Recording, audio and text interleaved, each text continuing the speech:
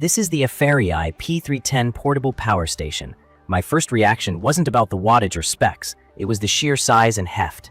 It's a big box with a retractable handle and 2 fixed wheels, and it feels built for serious workloads. The body is ABS plastic, but dense and solid. Moving it around a garage floor is fine, but tight turns and small steps are a hassle. Over 100 pounds is no joke, and I do wish it had 4 casters to make positioning easier. Key features are what got me interested in the first place. There's a 3800W LiFePO4 battery inside, which means safer chemistry, long life, and thousands of charge cycles. The AC inverter is rated at 3600W, pure sine wave, so it delivers clean power for sensitive electronics. There are 5 120-volt outlets and a total of 15 outputs, including USB-C up to 100W, a car socket, and a high-draw 12-volt XT60. It supports a 10 millisecond UPS mode to keep devices running when grid power cuts out. It's expandable with extra batteries to over 11 kilowatt hours if you want a more permanent home backup setup. Charging is fast. I can take it 0 to 100% in around 2.5 hours from AC, and there's a setting in the menu to dial the AC input up or down so I don't trip a breaker. It also takes up to 2000 W of solar with a wide MPPT voltage range, so stringing panels in series is easy and efficient. From my experience, performance lives up to the headline numbers. The pure sine wave output runs my tools smoothly. I've powered a small workshop corner, saws and grinders, without flicker. In my opinion, 3600W is more than enough for most home backup needs, camping setups, and RV cooking gear. I've run a microwave, an induction burner, and a coffee maker in the same session. The 5 AC outlets have enough clearance that bulky plugs don't fight for space, which sounds minor until you're swapping things on and off during a long day. LiFePO4 is a big deal here. If you're new to it, it's a battery type that's known for safety and long life, often rated for 3,500 plus cycles before dropping to about 80% capacity. The built-in BMS, battery management system, handles overcurrent, overvoltage, temperature, and short circuit protections. I've pushed the unit on hot days and the protections behaved as expected, with the fans ramping up and the display telling me exactly what's going on. About that display, it's large and easy to read at a glance. You get state of charge, input-output watts, and status notifications. I appreciate small touches like a backlight that's readable in a dark garage.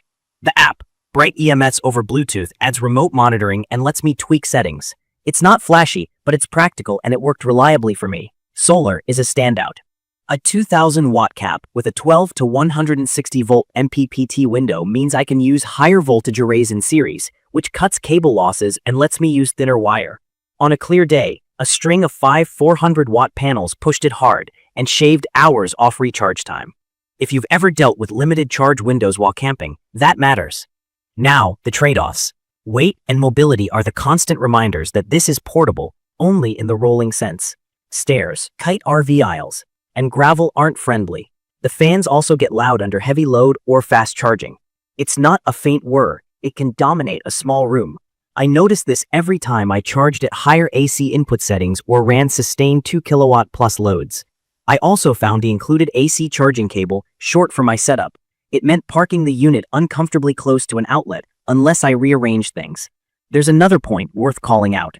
You might see different numbers in marketing materials. 3,300 watts versus 3,600 watts output, or different AC input figures.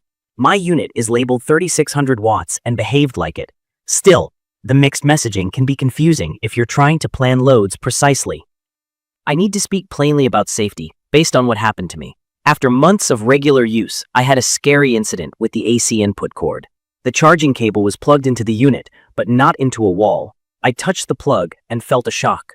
I grabbed a meter and measured voltage on both the live and neutral blades, reading around 112 volts. That's not a normal floating neutral scenario you sometimes see with isolated inverters. It suggested the input side was energized. I shut everything down, disconnected loads, and stopped using the unit until I could evaluate next steps. I'm sharing this because safety matters more than any spec. If you ever see anything similar, tingle, odd voltages on the AC plug, or strange behavior, stop using it and contact the manufacturer right away.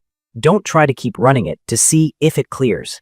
In my opinion, it's also smart to have a licensed electrician inspect your setup if you're integrating a unit like this into a home subpanel or RV system. I'm not saying every unit will have this issue. I can only speak to what I saw, but it changed how I approach testing. I now check for voltage on the input plug before charging. I keep firmware current, and I avoid touching prongs at all times. It's perfect for users who want a large, clean power source for tools, cooking appliances, and backup electronics, and who plan to park it in one spot most of the time. With solar hooked up, it becomes a capable off-grid hub. The UPS function is also helpful for keeping a desktop PC or networking gear alive through outages. From my experience, the adjustable AC input is a quiet hero if your circuits are older or shared with other loads. I'd recommend this for people who value capacity, high output, and fast charging over compact size and silence. If you're sensitive to fan noise, need to carry a unit upstairs often, or you're not comfortable troubleshooting electrical behavior, you should think hard before buying. The long warranty is reassuring, and the potential 30% residential clean energy credit is a nice bonus if your local rules apply. But neither replaces basic confidence in day-to-day safety. In conclusion, the AFERY P310 walks the line between powerhouse and handful. It delivers serious wattage, fast AC and solar charging, a generous port selection, and a battery chemistry I trust for longevity. It also brings loud cooling, heavy handling, and, in my case, a safety incident that I cannot ignore. If you decide to pick one up, treat setup and testing with the same care you'd give a home electrical project. Respect the loads, verify grounding behavior, and if anything feels off, stop and get support involved. If this video helped, subscribe for more honest gear reviews and leave your questions or your own experiences in the comments. Thank you for watching.